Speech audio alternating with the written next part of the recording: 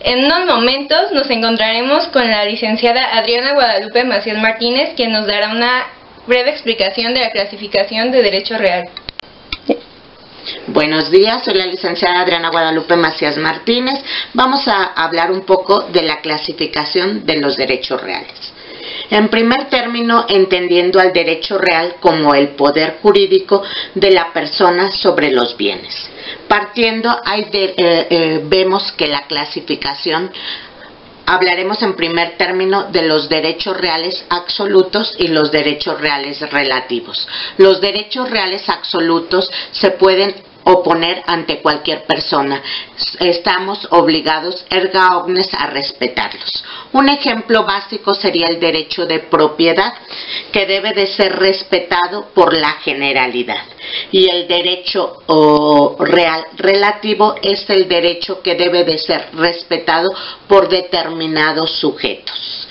El sujeto que tiene la obligación de respetar esta obligación está determinado, como en un caso en la hipoteca, en una servidumbre, está determinado a quién corresponde dicha obligación. También tenemos la clasificación partiendo de lo que son los derechos reales de primer grado o principales y derechos reales secundarios. Los derechos reales principales son los que tienen existencia por sí mismos, no requieren de otro para su existencia. Es el derecho de propiedad. Para ser propietario no requiere de ningún otro derecho para existir, y el derecho accesorio o secundario dependen de otro para su existencia. Caso de la hipoteca en tratándose de inmuebles y de la prenda en tratándose de muebles. Ahora bien, los derechos reales de aprovechamiento, estos y los derechos de garantía. Los derechos de aprovechamiento son aquellos que nos facultan el uso, el goce y hasta el disfrute.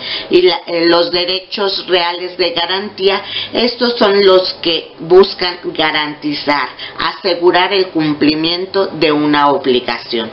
Ahora bien, respecto de los bienes en lo que recaen, podemos hablar de los derechos reales mobiliarios y de los derechos reales inmobiliarios. Mobiliarios cuando recaen sobre muebles, inmobiliarios cuando recaen respecto de inmuebles.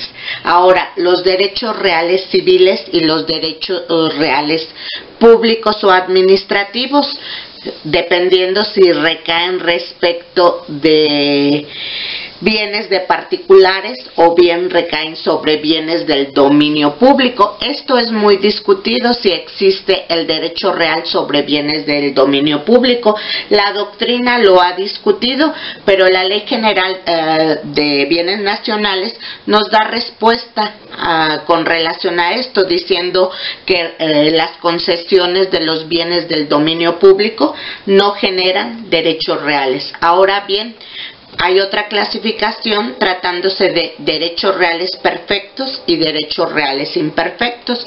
El derecho real perfecto es cuando nos da el uso, el goce y el disfrute. Y esto únicamente nos lo da la propiedad.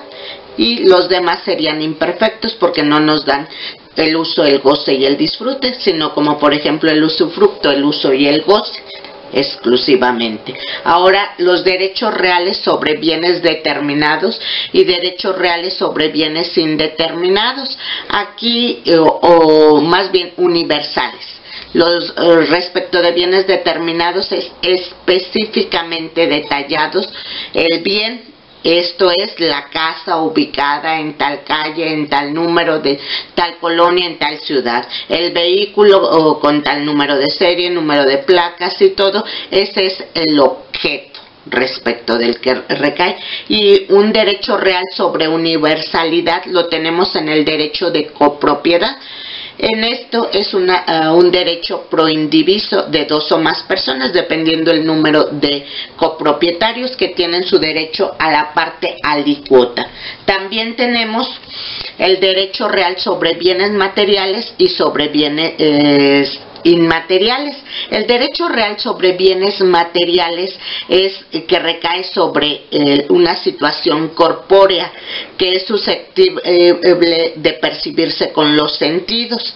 Esto en la doctrina clásica era lo que se aceptaba, nada más que los derechos reales se constituían sobre lo que se trata de situaciones y cosas que pueden ser susceptibles de verse con los sentidos, pero ya la doctrina moderna entra a una protección más amplia, no solamente las cosas, sino vemos que protege lo que es una propiedad intelectual y también protege lo relativo a la propiedad industrial. Las fórmulas ejemplo de Coca-Cola o eso deben de ser protegidas.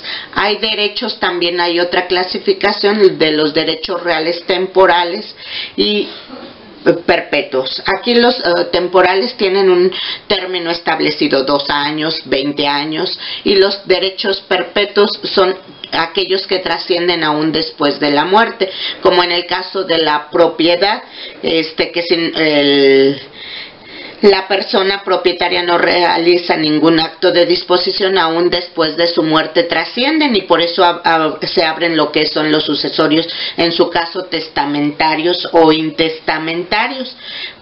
¿Por qué? Porque se prolongan después de su fallecimiento.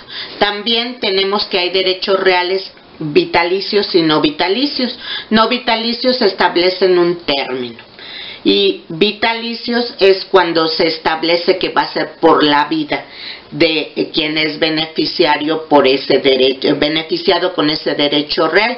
En este caso tenemos un ejemplo muy clásico, que es cuando las personas realizan contratos de compraventa o donación con los hijos para evitar estos juicios sucesorios, y realizan estos contratos en vida, pero se reservan como protección el usufructo vitalicio.